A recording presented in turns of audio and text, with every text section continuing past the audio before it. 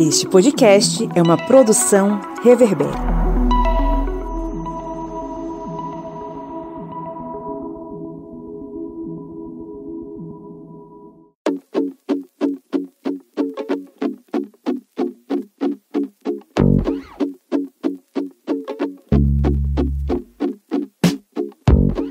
Olá, ouvintes! Sejam bem-vindos e bem-vindas mais uma vez ao seu podcast. É a Minipédia, o seu programete expresso sobre conteúdos históricos. Eu sou o Pablo Magalhães e estou aqui com o seu Kleber Roberto. E aí, pessoal, beleza? E a senhora Joyce Oliveira. Olá, pessoas. Estou de volta. 2 anos depois,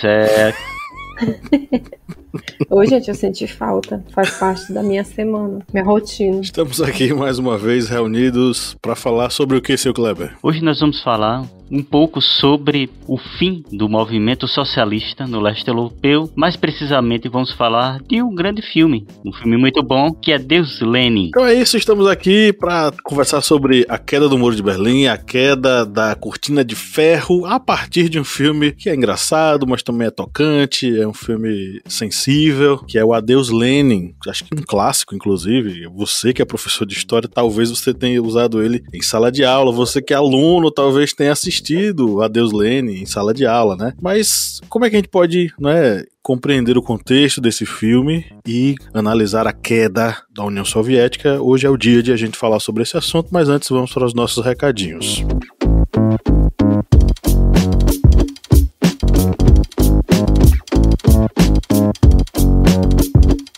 Kleber Roberto Silva de Carvalho, sei que você curte bastante fazer a Minipédia, eu sei que você é um entusiasta do podcast, mas eu sei também que você gosta muito de produzir o aplicativo do Historiante. Isso mesmo, pessoal. Para você que utiliza sistema operacional Android, você pode baixar gratuitamente o aplicativo Historiante. Ele é leve, bem prático e com ele você vai ter uma série de vantagens. Você vai ter simulados, aulas em áudio, os vídeos que são publicados na TV Historiante, você também vai poder assistir através do seu aplicativo. Vamos ter também apostilhas para facilitar a compreensão de algum conteúdo, cards de resumo. Olha só, muita coisa boa no aplicativo que é gratuito. Você vai baixar gratuitamente aí na sua Play Store. E como eu disse, é um aplicativo leve, prático, não vai ocupar muito espaço no seu celular e você vai ter muita informação aí na palma da sua mão. Baixe o aplicativo do Historiante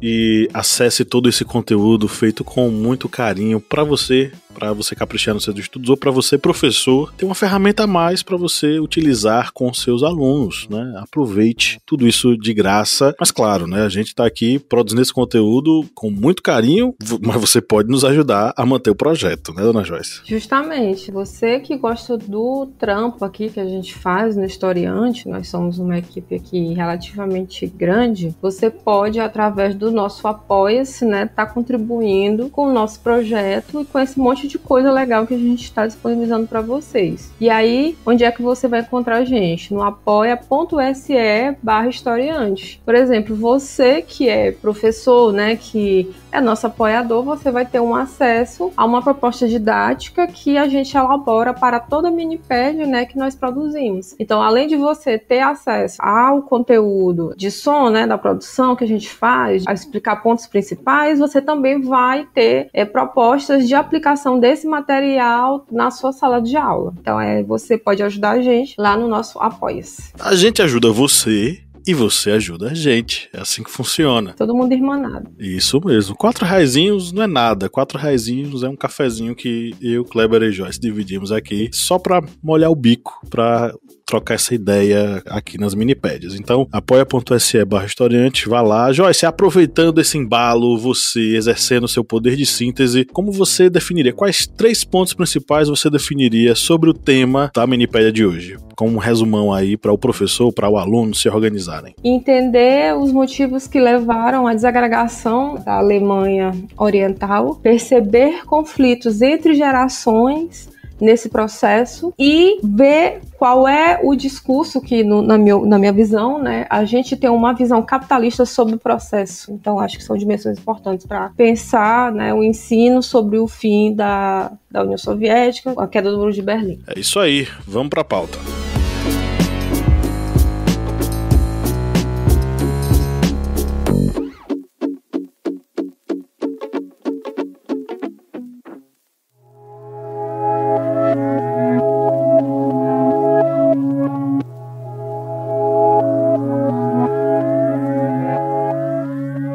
Entre 1945 e 1990, a Alemanha ficou dividida. Ela foi dividida, né, em função do conflito, do final do conflito da Segunda Guerra Mundial, e ela atendeu aos anseios dos vitoriosos no processo. Então, a gente tinha de um lado a República Democrática Alemã, que era o nome oficial, né, do segundo Estado alemão, fundado em 7 de outubro de 49, 4 anos após o fim da Segunda Guerra Mundial. Do outro lado, nós tínhamos o primeiro dos estados criados, que foi a República Federal da Alemanha, que tinha sido criada 4 meses antes da República Democrática Alemã. A divisão correspondeu à reivindicação e a configuração do poder das potências vitoriosas em 45. Você tinha, de um lado, a chamada Alemanha Ocidental, que era dividida entre Estados Unidos, Reino Unido e França, e que com o tempo passou a ser um espaço capitalista liderado pelos Estados Unidos, que seria a nação líder do bloco. E do outro lado nós tínhamos a União Soviética, que guiava, conduzia os rumos da Alemanha Oriental. Essas nações, elas juntas derrotaram o Reich alemão, mas depois disso, cada Alemanha vai tomar rumos distintos. Esse processo ele vai ser marcadamente fundamental para a gente compreender a segunda metade do século XX, quando os blocos dos Estados Unidos e da União Soviética eles vão começar a ficar mais destacados mundialmente. Não porque de fato eles existissem na prática, mas porque na geopolítica mundial era esse embate quem conduzia, quem guiava os destinos da humanidade. É importante a gente dar uma lembrada no Pacto de Varsóvia, que ele foi estabelecido em 55, em contraposição, né, à OTAN, que foi a aliança do Tratado Atlântico Norte. Então, o Pacto de Varsóvia ele foi um acordo firmado entre os países socialistas do leste europeu, por exemplo, a Hungria, a Romênia, a Alemanha Oriental, a Albânia, a Bulgária, a Tchecoslováquia, a Polônia, tendo como um centro a União Soviética. Então, a gente até costuma dizer na própria aula, né, você tem uma zona de influência nessa região do globo, que é a região ali do leste europeu, que ela se concentra principalmente na União Soviética. É esse polo que vai comandar essa zona aí do globo. E dentro dessa divisão que vai ocorrer da Alemanha entre as potências aliadas, vai ocorrer também a divisão da própria capital alemã, Berlim. E nesse primeiro momento em que ocorre uma divisão da Berlim entre Berlim Oriental e Berlim Ocidental, não há uma, digamos, fronteira que impeça a passagem de pessoas de um lado para o outro. Só que à medida em que vai sendo implantado todos os pactos econômicos, como por exemplo o Plano Marshall, que vai injetar muito dinheiro na Europa Ocidental, começa a haver uma diferenciação, tanto econômica quanto política, entre a Alemanha Ocidental e a Alemanha Oriental. E com essa, digamos, diferenciação tão grande que vai ocorrendo entre as duas Alemanhas, começa a haver uma fuga de alemães orientais para o lado ocidental. Só que eles se utilizavam principalmente da Berlim. Berlim, como não tinha nenhuma fronteira, havia esse trânsito e havia uma entrada muito grande de pessoas dessa Alemanha Oriental na Berlim Ocidental. Só que diante desse quadro, em 1961, com autorização de Walter Ulbricht e Nikita Khrushchev,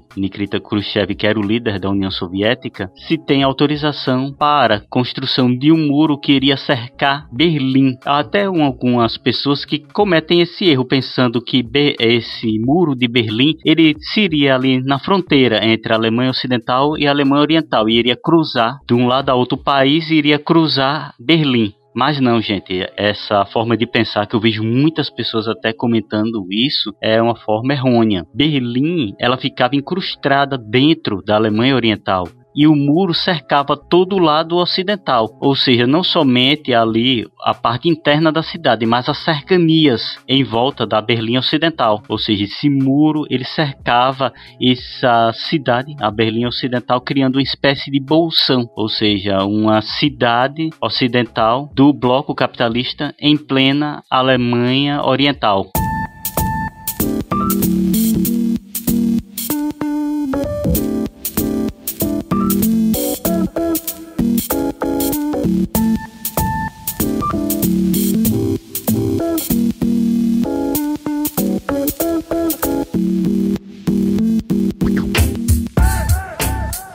E aí a gente vai ter essa divisão desses dois espaços, a gente vai ter dois sistemas diferentes, a gente vai ter dois grupos que vão seguir ideologias distintas, ideologias essas que vão estar presentes em várias áreas da vivência do dia a dia dessas pessoas, em especial na economia e na política, que são os dois pontos centrais que a gente vai ter que abordar aqui. Por quê? Você vai ter na Alemanha Oriental um processo de economia planificada, a exemplo da União Soviética, e do outro lado, a Alemanha Ocidental, compartilhando de um mercado capitalista internacional e com acesso a uma série de produtos internacionais que eram comercializados por lá. Então, de um lado você vai ter uma economia nacionalizada, do outro você vai ter uma economia internacionalizada. E aí a gente vai ter o principal contraponto. Por quê? Quando os Estados Unidos notam que o espaço que eles vão ocupar na política mundial os coloca frente a frente com os soviéticos, eles vão começar a investir em espaços que reforcem a superioridade norte-americana. Na Alemanha, isso ficava bem claro. O que é que eles tinham que fazer lá? Investir, injetar dólares na economia da Alemanha Ocidental e mostrar que era ali que as pessoas tinham que morar, porque lá era o espaço da prosperidade. E aí você pensa com a cabeça da pessoa lá dos anos 60. Caramba, eu tô aqui com a mesma roupa que eu uso no ano inteiro, com o mesmo carro, com o mesmo emprego, com o mesmo salário que nunca muda. E lá do outro lado, o meu primo tá trocando de carro todo ano, tá com roupa nova todo ano e ganha um salário maior que o meu e pode mudar de emprego a hora que quiser. Quando essa questão do capitalismo, que é uma questão que gira o tempo inteiro, que se renova o tempo inteiro, que as pessoas consomem,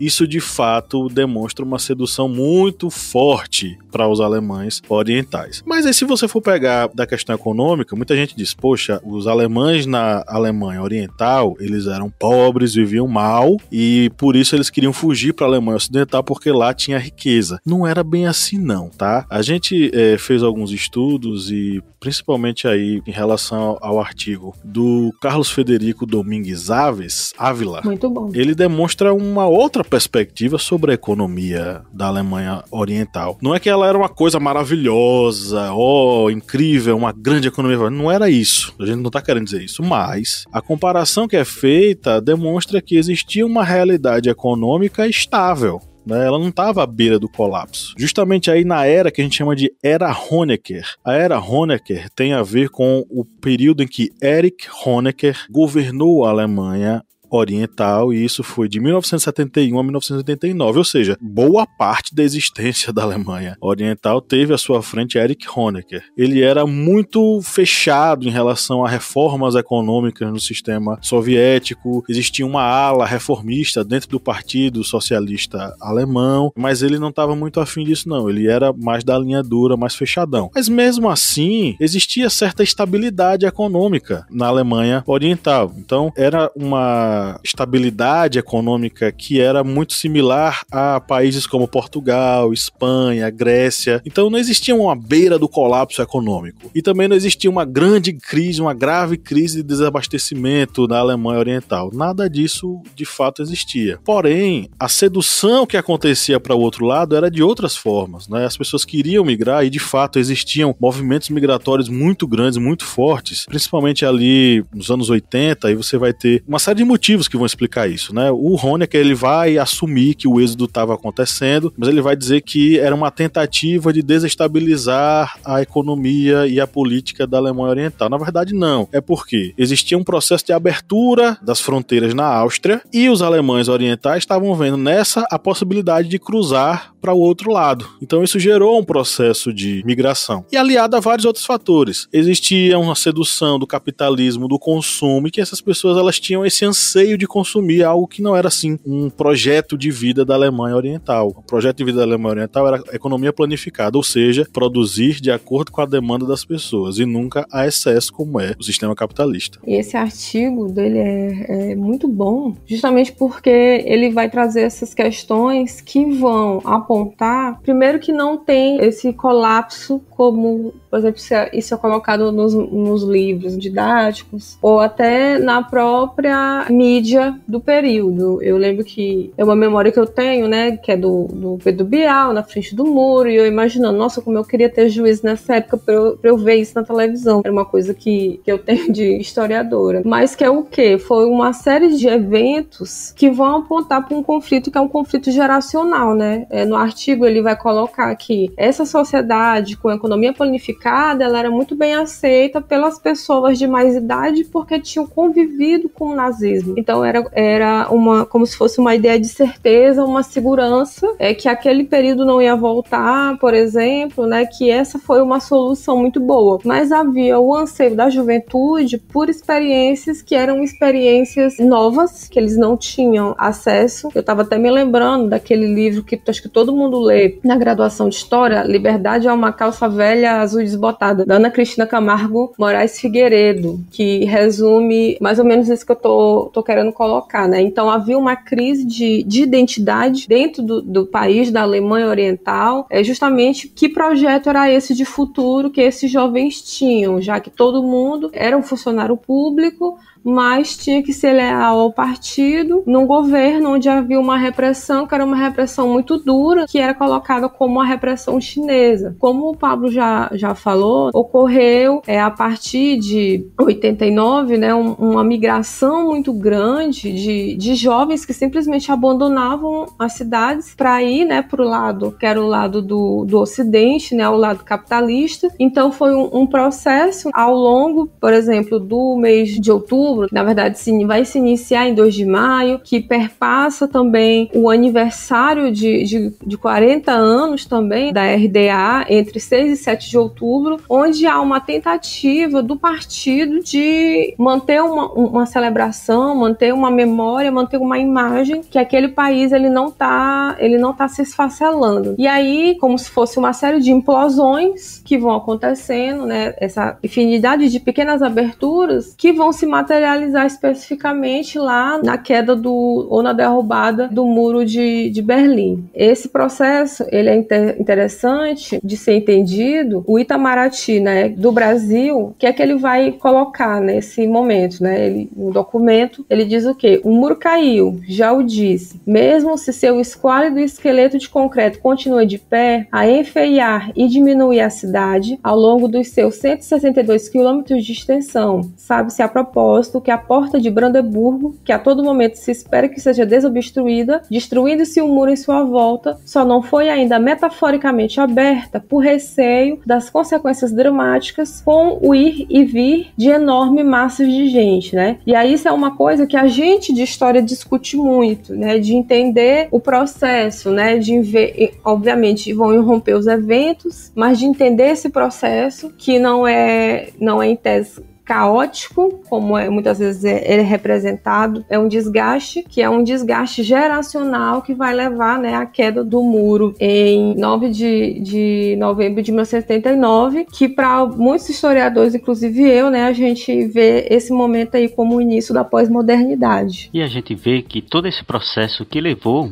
à queda do Muro de Berlim e é tanto um marco que na história vai simbolizar também o fim da cortina de ferro, da União Soviética. E aí a gente lembra, no iniciozinho aqui dessa minipédia, que a professora Joyce falou do Pacto de Varsóvia. E é bom lembrarmos que a União Soviética ela fazia investimentos militares pesados nos países, na sua esfera de influência, ali no Pacto de Varsóvia. Conforme vai avançando a década de 70 e a década de 80, começa a haver crises econômicas na União Soviética, como é até descrito por Eric Hobsbawm em Era dos Extremos, que a economia ela vai tendo essa queda. E quando chega na década de 80, que é o período de governo de Gorbachev, tem uma redução ainda mais drástica no início do governo dele. E conforme vai havendo a redução econômica na União Soviética, ele vai ter uma menor influência, tanto política como principalmente militar, nesses países na sua esfera de influência. E entre eles está a Alemanha Oriental. E aí lembra exatamente esse trecho, por exemplo, da Hungria, que eles, devido a essa fragilidade, a essa redução ali do poder soviético sobre a Hungria, eles começam a abrir suas fronteiras e começa a haver imigração de alemães da Alemanha Oriental para a Hungria e depois para a Áustria, como bem lembrado pelo professor Pablo. Ou seja, desse momento de fragilidade ali no leste europeu, vai ser também um momento em que a própria União Soviética está já dando sinais de fragilidade. E com isso, essa abertura, que vai ser simbolicamente ali na queda do Muro de Berlim, vai também simbolizar esse fim, digamos, o início do fim da União Soviética. Check the mic and make sure it sound right, boys.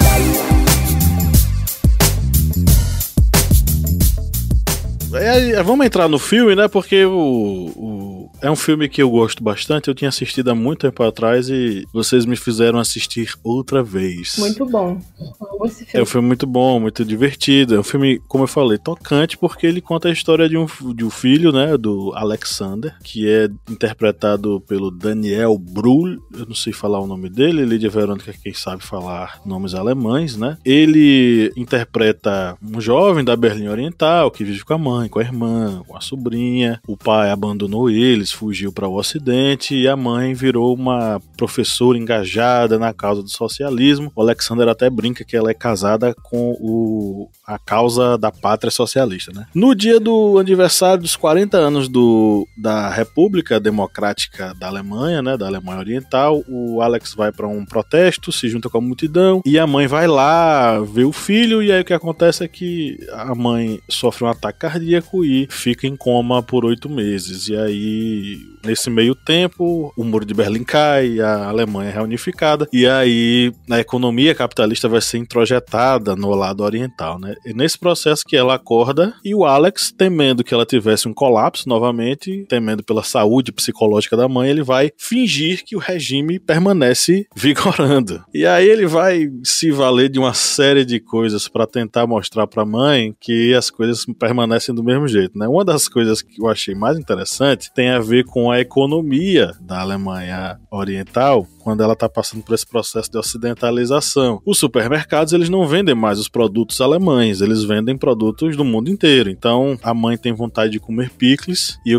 o Alexander vai atrás dos picles, só que ela quer o picles, na cabeça dela, né? O picles que era produzido na Alemanha, do tempo da Alemanha Oriental. E no supermercado, que agora é o templo do consumo capitalista, só tem picles holandeses, né? Então ele vai ter que fingir que são os picles da Alemanha, ele vai atrás de frascos no lixo para lavar e fingir que os picles são, né, usando a embalagem, são da Alemanha Oriental, né? Então o Alexander, ele vai notar essa mudança. A irmã dele vai trabalhar no McDonald's, ele mesmo é um crítico do sistema, ele vai adorar o capitalismo no início do filme, né? Então ele vai meio que achar uma maravilha esse novo sistema de consumo. E aí, né, entram questões que é apontado, por exemplo, no artigo do Carlos Federico, né, que essa Alemanha Oriental era uma Alemanha de uma cultura universitária. E a irmã do Alex, por exemplo, era uma estudante, se tornou uma atendente, né, de uma dita marca de hambúrguer aí. Ela vai e começa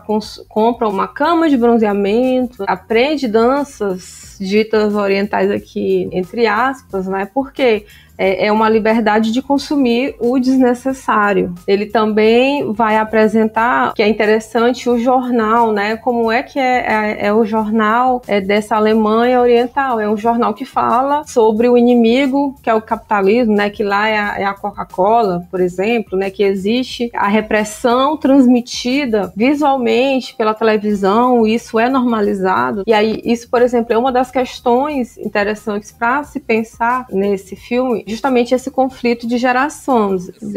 Uma geração que entende mas essa é uma violência acima, que é o nazismo, que são esses mais velhos, e essa geração nova que não sabe conviver com essa repressão, com essa violência. Também é apresentada as casas vazias, né, que são justamente dessas pessoas que estavam emigrando para outros espaços, a retirada dos símbolos, por exemplo, né, do socialismo, e aí que vem o adeus Lenin, né, o bichinho sai voando assim, fica com pena do pobre, né, o bichinho voando de helicóptero, e a recriação de outro imaginário, que é o imaginário cenário que traz uma infinidade de opções, incluindo, por exemplo, a pornografia. Tem um momento que ele entra numa locadora e aí tá passando o quê, né? Tá passando pornografia, né? Que é uma das indústrias, por exemplo, do capital. É um filme muito interessante que a gente vê essa inserção do mercado capitalista dentro desse mundo socialista. E como bem lembrado, tem esse choque de uma estrutura econômica que vai abarcar essa Alemanha Oriental e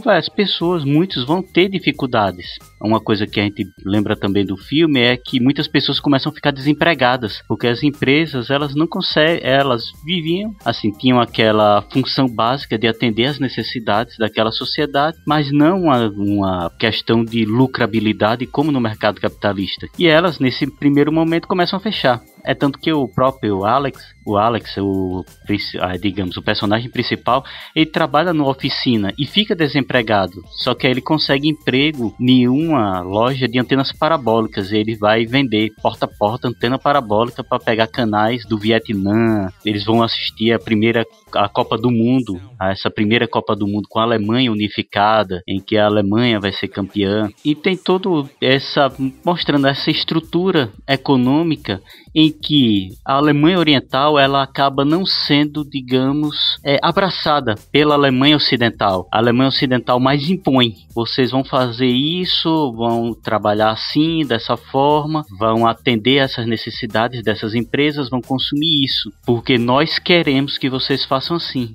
E não ao contrário, eles não abraçam nada do que está ali na Alemanha Oriental. E como bem lembrado, a Alemanha Oriental ela não passava por nenhuma crise grave, severa, de destruição de pessoas passando fome. Havia muito uma ilusão do mundo ocidental como algo perfeito. E muitas pessoas, como o próprio retratado no filme, acabam sofrendo com isso. Com desemprego, migrando para outros locais. Tem a conversão de moeda, né, que a pessoa da Alemanha Oriental acaba perdendo o valor, porque na conversão sempre a moeda vai ser 2 por 1, ou seja, para conseguir o marco do lado ocidental tinha que dar 2 do lado oriental, ou seja, tem toda essa imposição e muitas vezes você vê que as pessoas ali do lado oriental acabaram sofrendo com certas imposições que foram colocadas ali, principalmente por causa de um mundo capitalista. Rapidamente, uma curiosidadezinha. O ator, o Daniel Bru, acho que é o nome dele, se diz assim. O nome dele é Daniel César Martim Gonzalez Bru. Ele é metade alemão, metade brasileiro, metade espanhol. Tô sabendo disso agora. O pai dele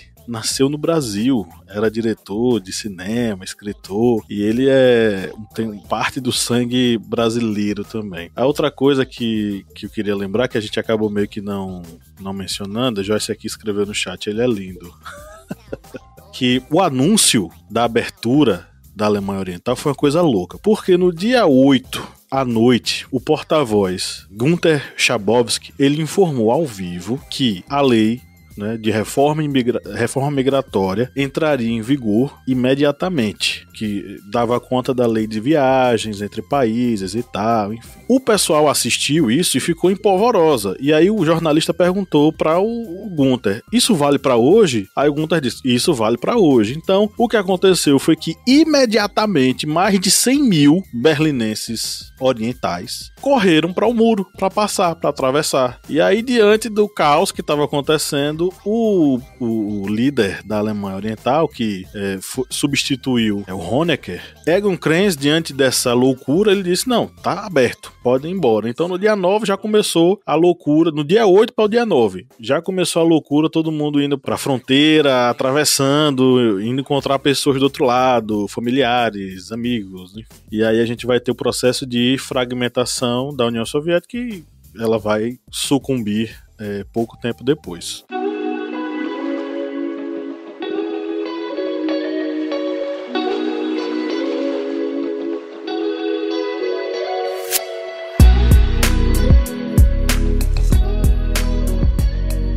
Bom, chegamos à reta final da nossa gravação. O que é que vocês gostariam de sugerir ou resumir para os nossos ouvintes? Rapidinho eu quero dizer que leiam o artigo A Queda do Muro de Berlim, um estudo com fontes brasileiras, do Carlos Federico Domingues Ávila. Ele faz uma análise sobre as documentações do Itamaraty, da Embaixada Brasileira na Berlim Oriental, para fazer uma análise sobre a situação do país. Vale a pena a leitura. Eu vou falar aqui o livro da Ana Cristina Camargo Moraes, Liberdade é uma calça velha azul desbotada, que é sobre o Brasil, mas dá pra gente pensar, né, pegando aqui Histórias Conectadas, essa construção da propaganda consumista e como que isso interfere nos processos políticos, por exemplo. Acho que é uma coisa legal pra gente pensar quando trabalha com outros sistemas econômicos. Vou recomendar aqui também o próprio filme. O filme é excelente e vocês ali podem completar com um livrinho ali básico, Era dos Extremos. Vocês vão pensar, leitura pesada e tal, mas é bom para vocês compreenderem um pouco do que foi o tão tribulado século XX. É isso aí, um grande abraço a todos e todas e tchau, tchau. Adiós. Valeu, pessoal.